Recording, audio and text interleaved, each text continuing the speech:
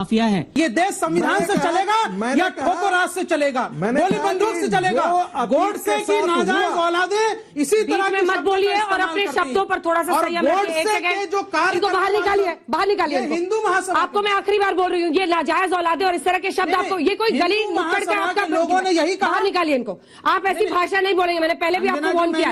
एक सेकंड आप रुकिए, इस तरह के शब्दों का इस्तेमाल मत कीजिए और चिल्लाइए मत। जब आपकी बारी नहीं हो बीच में मत बोलिए। ये गोडसे वाद को जस्टिफाई किया ये आप घर में ऐसे बातें करते हैं नाजायज औलाद। बताइए ना, Godse what are you doing? Godse वाद को जस्टिफाई किया जाएगा। आप वेट कीजिए अपनी बारी का, मैं भी उनको काउंटर कर रही हूँ पर शालीन तरीके से। अगर आपके तर्क में दम है तो आपको ना अश्लील शब्दों का इस्तेमाल करना होगा और ना ही चीखना होगा। मेरा सवाल अनुराग सर से, आपने अतीक अहमद को 5 बार टिकट क्यों दिया, ये जानते हुए भी कि उसके ऊपर 100 से ज्यादा केसेस है? आपको पता अनुराग जी बहुत बहादुर प्रवक्ता है, वो आपको जवाब देंगे ना जवाब अनुराग जी? बात है, गोली डंडा से समाज नहीं सुधरेगा। समाज सुधरेगा तो सिर्फ समाजवादी व्यवस्था से। फूल काटने से कुछ नहीं होगा, आपको मूल काटने पड़ेंगे। आप फूल काट के किसको बेवकूफ बनाना चाहते हो? मूल काटिए ना। ये अपराध पैदा कहां से हो जा रहे हैं? आप समाजवादी व्यवस्था खत्म अच्छा करना तरीका तो चाहते हैं? आपने क्या खोजा था समाज लोकतंत्र सर, खत्म करना माफियाओं चाहते को हैं क्या? ढूंढ के उनको टिकट दे दो और विधानसभा पहुंचा दो।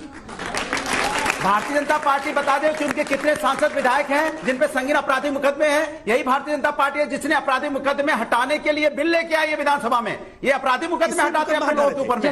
आतंकवादियों से मुकदमा ये हटा रहे थे, आतंकवादियों उनके ऊपर में किसने रोका है? पूरा कर लीजिए अनुराग जी, जवाब दूंगी। तो उस पर आप कार्रवाई नहीं करना चाहते, ये सिलेक्टिव राजनीति करना चाहते। जब इनके ऊपर उंगली उठती है तो आए बाएं साहब बोलने लग जाते हैं। ये चले जाएंगे 1995 में, 94 में। मैं आपसे बात कर रहा हूं 2017 के बाद से आपकी सरकार है, 2023 हो गया। आपने किन माफियाओं पे कार्रवाई की है? जिन माफियाओं की लिस्ट जारी की है उस पर कितनी कार्रवाई की है 7 सालों में? बताइए, आप नाम बताइए। 2, 3, 4, 5 नाम बताइए, कितने पे आपने कार्रवाई की है? अनुराग भदौरिया जी सुनते नहीं है। इन्होंने कहा कि मुकदमा वापसी कर रहे हैं।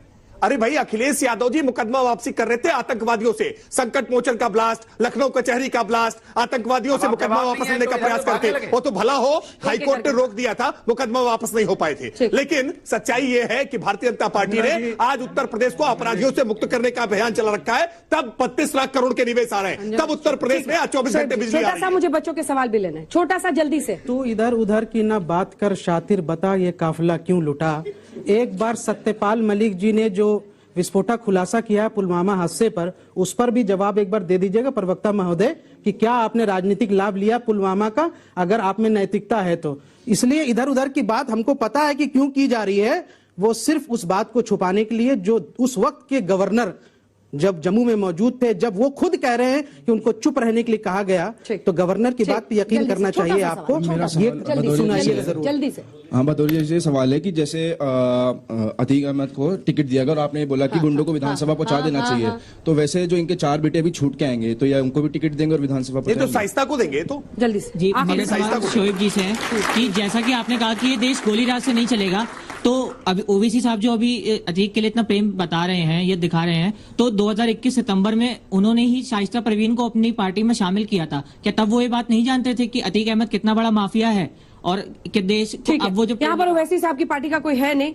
समर्थक हो सकते हैं, मैं नहीं जानती किसके दिल में क्या है, लेकिन अब उस पर हम उसको यहाँ से सजा देने का लेकिन हुक्म जो है वो अदालत देगी, लेकिन वो उसके जिम्मे है। ये देश संविधान से चलेगा या ठोको राज से चलेगा, गोली बंदूक से चलेगा?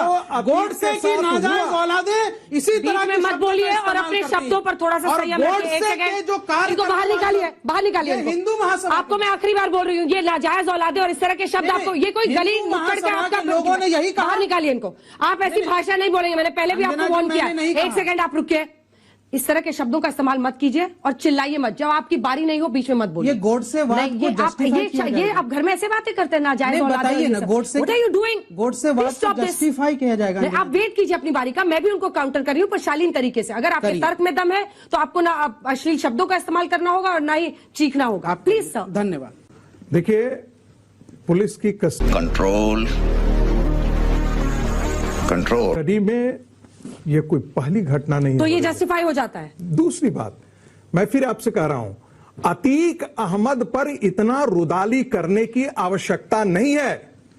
एक सोहराबुद्दीन का मर्डर हुआ था गुजरात में और वो इतना बड़ा माफिया था कि यदि आप उदयपुर से अहमदाबाद चले जाएं, कोई ऐसा व्यापारी नहीं तो था। अदालतें बंद कर दी जाए इस देश में। अदालतें तो बंद थी, क्या बात कर रहे हैं आप? इलाहाबाद का 10 हाई कोर्ट का जज मना कर देता है तो आप क्या समझ रही हैं? अदालतें खुली हुई थी क्या?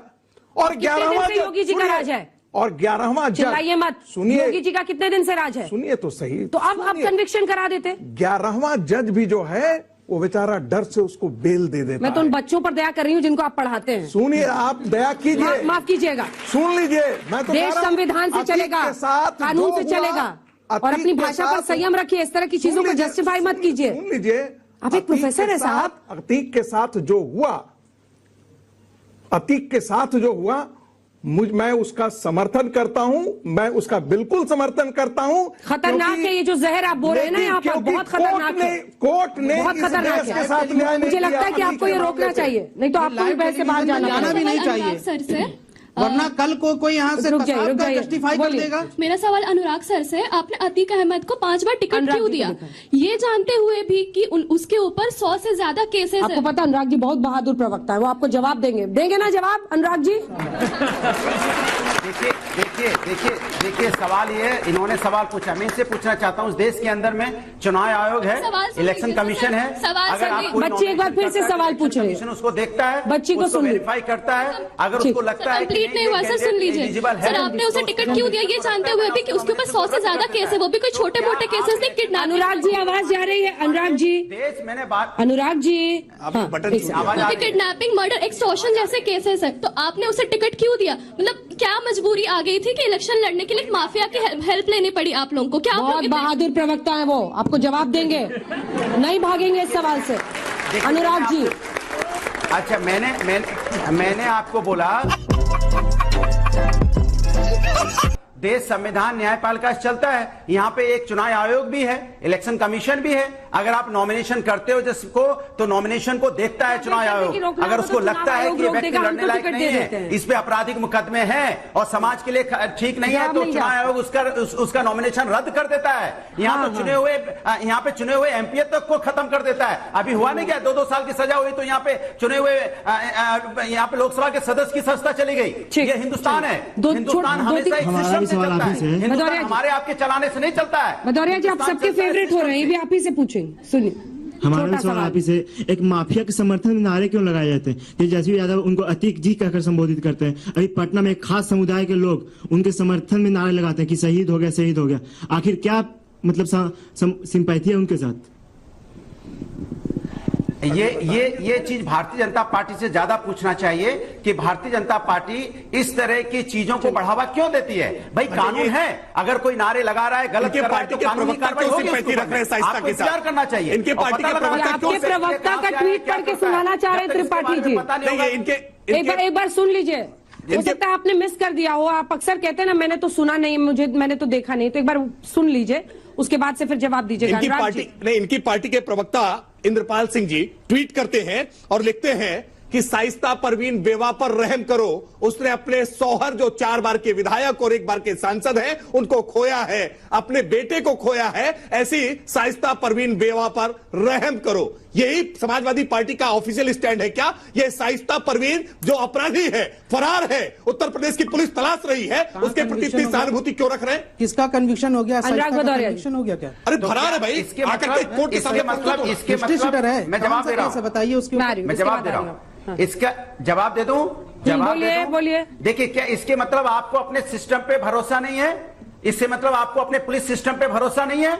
आपको किसी की लिखी हुई बात पे भरोसा है, इसके मतलब आपको अपने ऊपर भरोसा नहीं है। मतलब आप ठीक से कार्रवाई नहीं कर पाते, इसीलिए आप दूसरों पे उंगली उठाते हो। अरे आप कहिए ना कि हम जो यहाँ पे न्यायालय सम्मत कार्रवाई हो रही है, आप जवाब दीजिए, न्यायालय सम्मत कार्रवाई हो रही है, लिख दिया है, इसलिए आपको शाइस्ता जी नहीं मिल रही है। मार्केटिंग करने आए हो क्या? नहीं, प्रवक्ता जी ने ट्वीट कर दिया, इसलिए आपकी सरकार, आपकी यूपी पुलिस नहीं पकड़ पा रही है। बिल्कुल पकड़ेंगे। कब? देखिए, आप ओसामा बिन लादेन को पकड़ने में भी अमेरिका को थोड़ा समय लगा, जिम्मेदारी समाजवादी की हो गई। बड़े अपराधी है, कुछ छोटे मोटे अपराधी नहीं है, हजारों करोड़ की प्रॉपर्टी है इन सबके पास, छुपने के लिए बहुत संसाधन है। आपके बड़े अपराधी नहीं पकड़े जाते जल्दी, यही कहना चाह रहे हैं? सुन लीजिए, बड़े अपराधी जल्दी नहीं पकड़े जाते।